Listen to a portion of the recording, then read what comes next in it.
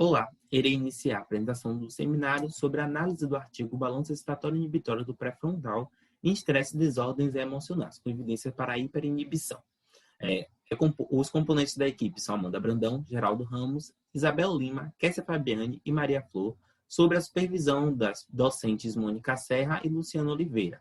Iremos utilizar as obras de Van Gogh para ilustrar esse seminário, uma vez que se trata sobre as desordens emocionais. Reguladores celulares do equilíbrio excitatório inibitório pré-frontal. Bem, o córtex pré-frontal apresenta expressão e regulação emocional, comportamentos cognitivos e é altamente responsível ao estresse. As sub-regiões do córtex pré-frontal têm conectividade funcional distinta com outras regiões do cérebro. Apresenta também diferentes papéis em transtornos neuropsiquiátricos. O equilíbrio excitatório inibitório. Ele é estabelecido durante a adolescência e depende muito da maturação do sistema GABAergico. A fim de compreender os desequilíbrios excitatórios inibitórios que ocorrem no estresse e nos distúrbios emocionais, é fundamental examinar como esse equilíbrio é desenvolvido. Portanto, a vida pós-natal apresenta períodos críticos de plasticidade, regiões do cérebro com elevada sensibilidade, córtex pré-frontal imaturo é hipersensível e plástico, o sistema GABAergico pré-frontal amadurece durante o desenvolvimento. A maturação GABAergica ela gera um aumento da densidade de rede perineural, PNN. A gente vai falar bastante sobre ele.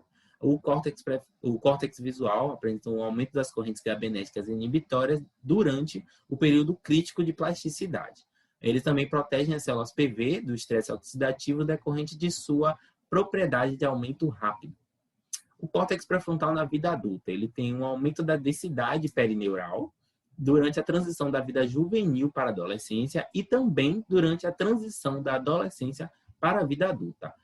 Acontece um aumento das células PV somado à cobertura perineural das células PV.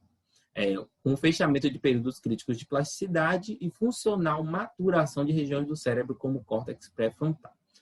Na idade adulta, células PV desempenham importante papel na regulação do sistema inibitório do equilíbrio excitatório inibitório e na regulação das células funcionais cognitivas e emocionais dependentes pré-frontais.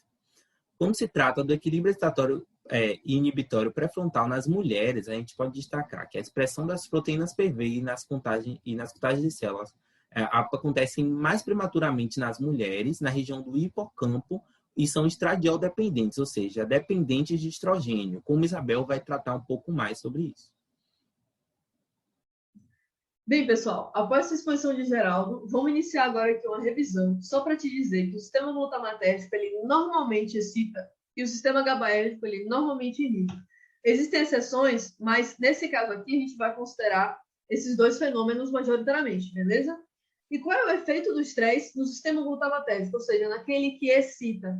Bem, o estresse agudo, ele vai levar a uma maior transmissão glutamatérgica, levando a maior complexidade dendrítica, inibindo aí o fenômeno da desordem emocional. Então, ele é positivo.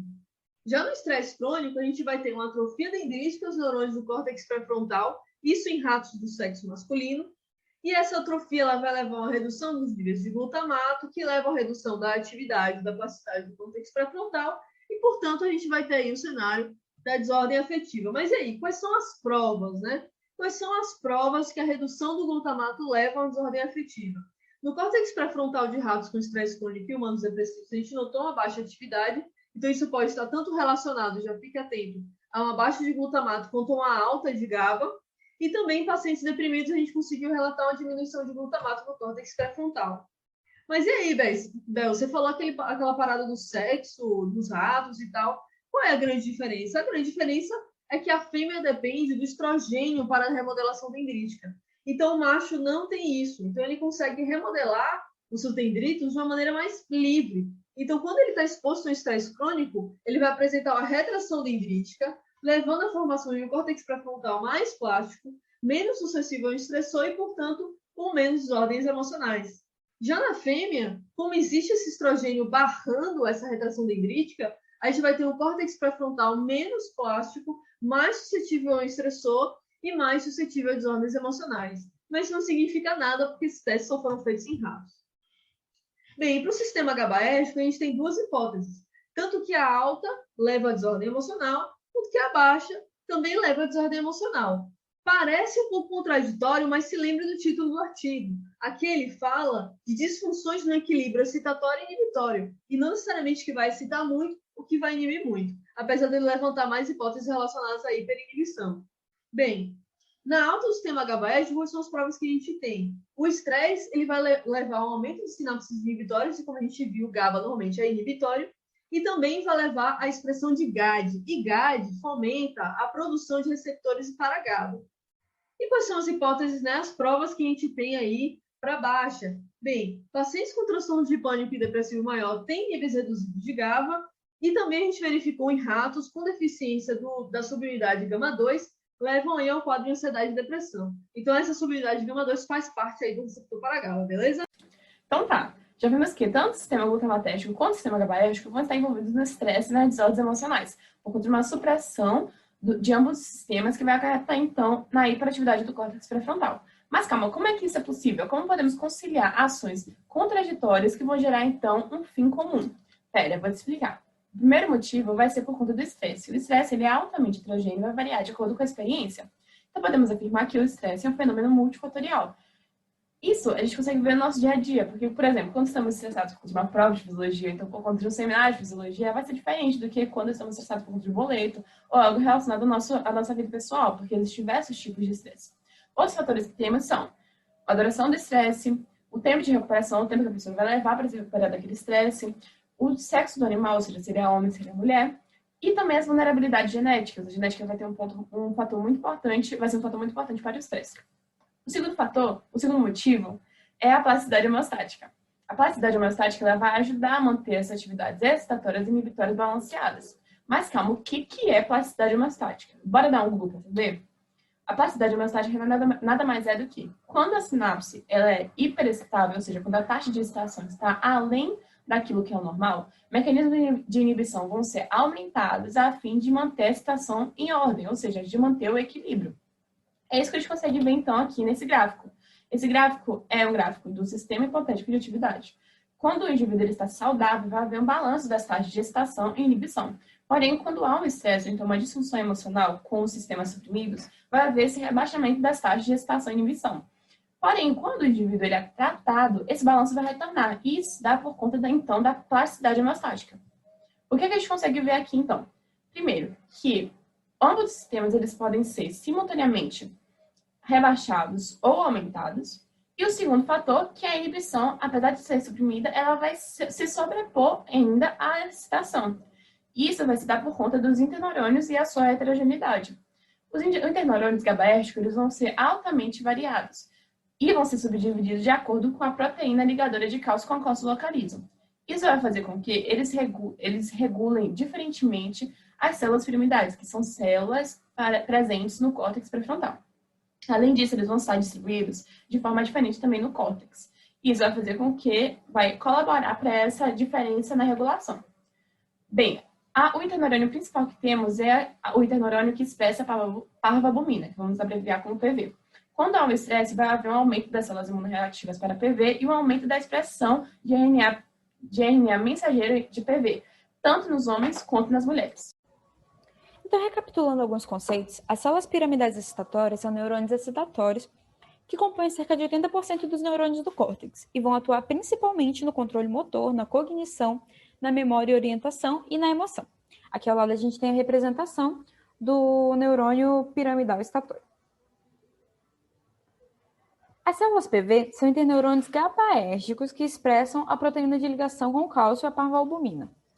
As células PV vão inibir fortemente as células piramidais excitatórias que a gente acabou de ver e são importantes para o controle do comportamento emocional e cognitivo dependente do córtex pré-frontal. Outro conceito importante são das células SST, que são interneurônios que expressam a somatostatina. A somatostatina vai inibir as células PV, que, como a gente já viu, são as células que inibem as células piramidais excitatórias. Então, nesse momento, será que a gente teria uma célula piramidal excitatória desinibida? Não, porque as células SST também inibem os dendritos das células piramidais excitatórias. Assim, a célula SST ela é considerada o principal responsável pela disfunção emocional. Para entender um pouquinho desse microcircuito, o aumento da função SST inibe as células PV, que acabam desinibindo as células piramidais excitatórias. As células piramidais excitatórias, como a gente já viu, é quem controla o córtex pré-frontal. Assim, a gente tem a diminuição da hipoatividade, que são a ansiedade e a depressão. Já quando a gente tem a diminuição da função SST, a gente tem a desinibição das células PV e consequente inibição das células piramidais excitatórias, com o consequente aumento da hipoatividade. Então, as hipóteses que a gente chega são que as células PV provavelmente medeiam a conexão entre as células SST e o comportamento afetivo, e de que o estresse crônico diminui as entradas inibitórias do SST nas células PV. Assim, a gente conclui que ansiedade, depressão e estresse crônico estão simultaneamente associados à hipoatividade do pré-frontal. Um microcircuito importante de entender envolve as estruturas subcorticais. Assim, o estresse crônico acaba aumentando a atividade da amígdala basolateral, que sinaliza com glutamato para o campo ventral, que é quem inerva o CPF. O CPF, por sua vez, excita as células PV, que inibe o CPF, causando a hipoatividade. Outro caminho possível é pelo tálamo médio dorsal, que excita os interneurônios PV, que por sua vez inibem as células piramidais do CPF, causando a hipoatividade. Boa tarde, vamos falar agora sobre a inibição como alvo terapêutico, já que diminuir a atividade do sistema GABAérgico pré-frontal pode funcionar como uma estratégia terapêutica, já que aumenta os níveis de atividade no córtex pré-frontal, aumenta a plasticidade e permite a ligação de circuitos locais e de longo alcance. Bom, falando sobre a contradição que envolve o GABA, ele pode funcionar tanto como agonista quanto como antagonista nos transtornos emocionais. Isso porque o GABA agonista, eles funcionam aumentando a transmissão GABAérgica e isso causa efeito antidepressivo, segundo estudos, tanto em homens quanto em mulheres. Contudo, o antagonismo do GABA também pode ser terapêutico, já que há indícios que o GABA no córtex pré-frontal ventral está relacionado com a ansiedade, logo a sua redução pode aliviar a ansiedade. Essa contradição, ela ocorre porque diferentes regiões do cérebro, quando submetidas a situações de estresses e distúrbios emocionais, ativam diferentes funções do GABA. Bom, a cetamina e a fluoxetina são antidepressivos utilizados para o tratamento de depressão ou ansiedade. Elas reduzem a expressão de células PV, que são células de palvabuminas, no córtex pré-frontal. Na cetamina, a perda da expressão dessas células de PV restaura os níveis de atividade no córtex pré-frontal e na fluoxetina, a redução das PNNs próximas às células PV também causa essa restauração dos níveis de atividade no córtex pré-frontal. Essa ativação das células de PV é conduzida pelo canal de potássio Kv3.1, que permite que as células PV enviem sinais inibitórios em alta frequência para as células piramidais excitatórias. Os ratos machos e não estressados não possuem esse canal, logo possuem comportamentos menos ansiosos que os do tipo selvagem que possuem esse canal. Os antidepressivos, como citados acima, conseguem bloquear esses canais, diminuindo a ativação das células PV e tratando os transtornos emocionais. É mais um indício de que a atividade das células PV e a transmissão GABAérgica pré-frontal está relacionada com os transtornos emocionais. Essa hipótese está relacionada com estudos anteriores em outras regiões do cérebro e algumas redes comportamentais relevantes, como o córtex visual e a plasticidade de dominância ocular, a amígdala e o medo de aprender, e o hipocampo e a ansiedade. Nessas redes cerebrais, em determinados períodos do desenvolvimento, o nível de plasticidade existente permite que ocorram novas ligações de circuito em resposta a experiências ambientais. Só que quando vai avançando para a vida adulta, ocorre a interrupção dessa plasticidade, já que os períodos críticos se fecham devido à maturação do sistema GABAérgico e o maior controle inibitório. O estresse, ele, inclusive, pode acelerar ou fortalecer essa interrupção da plasticidade. Os tratamentos antidepressivos auxiliam justamente na manutenção dessa plasticidade e ajudam a restaurar os níveis saudáveis para que ocorram religações. Eles aumentam os marcadores associados com maturidade e equilíbrio excitatório inibitório, especificamente o glutamato maduro e as subunidades do receptor GABA. Aqui estão nossas referências. Tenham um bom dia.